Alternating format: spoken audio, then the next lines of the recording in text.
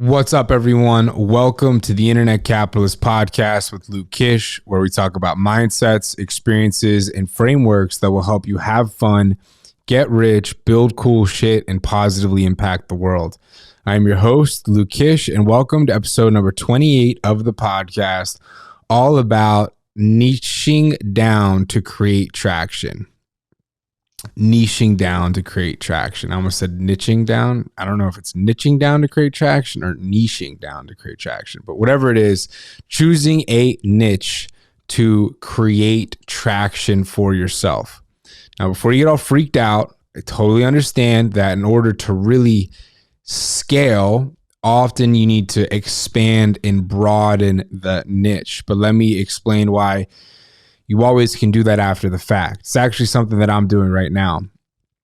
I consider myself a just business person in general. Internet business person would be like, the broadest category would be like entrepreneur business person. Then I would like pull that down into like internet business person. Then I would pull that down to like internet business person with like a unique skill set in, I'd say, like leadership, sales, and marketing. And then you could pull that down into right now, I'm specifically have a unique advantage as far as just proof in the online fitness coaching space. So I am currently putting out a ton of shit around online fitness coaching. Is that what I want to do with the rest of my life? No. Is that really what I think a component of my identity even is? No. I think it's a really small component of my identity. I think I'm much more of just a business person in general, CEO, leader, sales, marketing, strategy guy than online fitness coaching person, right? But I understand how things work. And I understand how the internet works, and I understand how breaking through works. So what I'm doing is creating at least an equal amount of content that's related to that specific type of person, right? So you have to think about the internet, the way the internet algorithms work that get you reach and get you engagement and put you in front of new people and then know who to put you in front of is through learning and then through high engagement rates and view through rates and time spent for the audiences that your shit is getting delivered to. If you have something that's very broad and you're not the potent source in the broad area, the rates and the signals back to the computer that put out your future shit is going to be not clear enough, not finite enough, and not really predictable enough. So when it goes out, it's not going to know who to send it to. And then it's going to send it to a lot of people that never really engage. And, you know, choosing a niche is how you solve for this, right? Because when you choose a niche, you can make your whole profile, increase the likelihood of engagement, follows, time spent, continued consumption. You can make all of your content crafted to a specific kind of person. So when they watch one video, they're more likely to watch 4 videos. And if it's more specific person, when the algorithm sees, oh, these are the people that are, consuming, spending time on this page, it's easier to go then find more of those people to bring to that page. All right. So that is a big component of why it's really important to choose a niche to break through, right? To gain the following, to gain the social proof, to gain just the first little nut or nugget around the brand that you're building, right? So say you're building a fitness company or say you're building a like snowboarding company. You know, it's like you have all different kinds of snowboarders, mom and pop snowboarders. You have like extreme snowboarders. You have trick snowboarders, you have race snowboarders, whatever.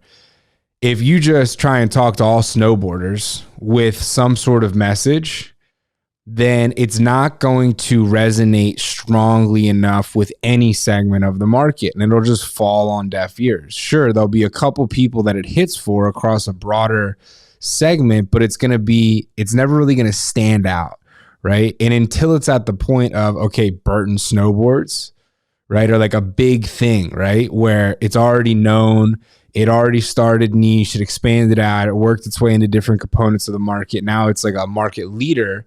then it can just be snowboards overall and still get the traction, still get the engagement. But that's because they built it up to that point. So, if you're starting a business and you're having trouble breaking through, right? Breaking into the space, begin with a niche, begin with a specific person, begin with a specific psychographic, begin with a specific component, right? That you are going to kind of really build your first step off of, your first couple steps off of. And that's going to help you, right? Like you look at Hormozy, who now is extremely popular in the entrepreneur space because he's got great stuff. And you go back in time, right? His podcast now is called The Game. Well, it used to be just, it used to be like gym podcast. I don't know what it was called, but it was all just about how gym owners could, improve their business. It wasn't about all business models and just business in general, but he gained authority and built the original audience through the one area, right? And then had that mind share already captured and then could expand and broaden, right? And then he, does another business, or then he sells a business, and then he has a book, and, it starts to expand and grow, and people are like, oh wait, this guy knows more than just gym stuff. This guy knows just business stuff in general. Okay, this guy actually buys tons of businesses and then works his way up to now where he is able to just entrepreneur anything and have a voice in the market. But how did he break into? He didn't start with I'm the voice of the market. He had to work his way up and through providing value and consistently delivering and up leveling and upscaling to be able to serve a broader market. When push comes to shove, that's what it was.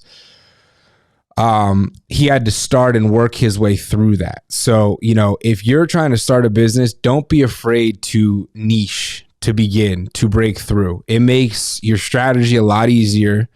And then the other thing is, like, if it makes sense, just do it.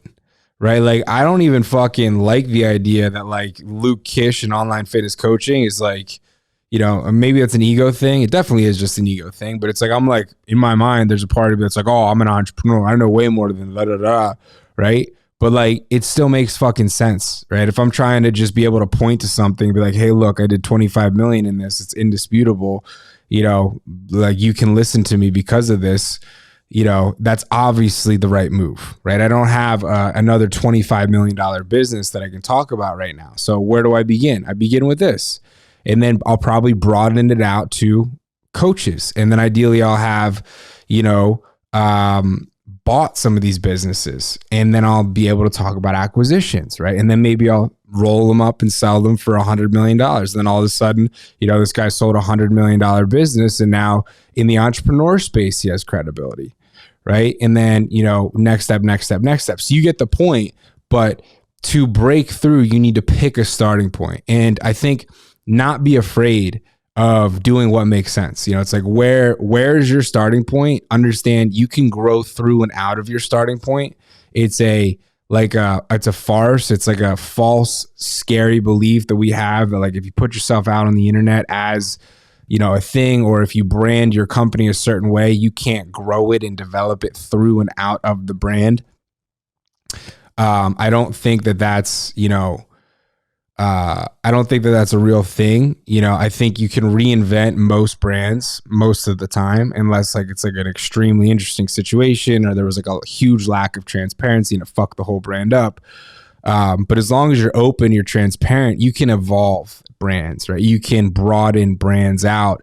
And, really it should never be like if you have a fitness company and you're starting with like, say like, overweight women or whatever, and then you crush it there and expand to women who want to get toned, and then you crush it there and you go to men, and then it's like, men who want to be jacked or men who want to like, be skinny or whatever it is, right? It's still all fitness related. So evolving still is possible and still makes sense.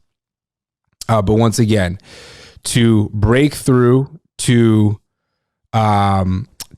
get the initial nugget of traction, don't be afraid to niche down. I think people do not do this. Pick a specific part of the market that you're going to relate to and that you're going to make sense with, and just go deep in that one area to get the traction, to build the initial audience, serve that audience well, prove yourself in that audience, continue to grow that audience, and sell through that audience to the point of, its limit, which typically is way bigger than most people think. Like, you could make millions and millions and millions of dollars in most businesses, in almost every niche, even the smallest ones, really. But then if you do reach a point where, okay, we want to broaden out, you always can broaden out. So don't get freaked out there. If you start niche, you get success, it's easier to broaden out. Now you have more resources. Now you have more understanding. Like, you've made something stick, you've made something work, and it's going to be easier to do it from that point forward. So hope this message helped. Begin niche to get traction, and you can broaden as you go. Reinvent, evolve, and expand as you go. That is my tip for you today. I'm taking my own advice. I'm doing that exact thing right now, right in front of your eyes. You can look at my thing as a free test study. My long plan, $1 billion empire, positive impact, global scale. What's before that? $100 million companies. Okay, what's before that? Multiple of these, rolling them up, selling it. Or, another business, whatever. And where am I at right now to break through? I own an online fitness business. It's approaching 25 million. Let's talk about that. Let's get all these people listening to me. Let's prove the business stuff with them. They're inherent in what I'm trying to do, which is staff for this business, staff salespeople for this business, buy more of these businesses that are 1 to 3 million. So I need these people listening to me. So what do? I start there. I start niche. So I stand out. And then it'll be like, oh, anybody who's in online fitness is going to come to my page. Be like, oh, this guy doesn't even sell online fitness. He's got a lot of good information on online fitness. He's got a $25 million online fitness coach for your business. I can listen to this guy. Okay, boom. All the T's crossed and I's dotted. That is how I break through. So hope this helped. If it did, share it with a friend. And thank you all for listening. I appreciate you. I don't run any ads on this. So if this is helpful for you, please just share it with a friend. That would mean the world to me. I appreciate you guys. Thank you for being internet capitalists, and have a great rest of your day. Thanks. Bye.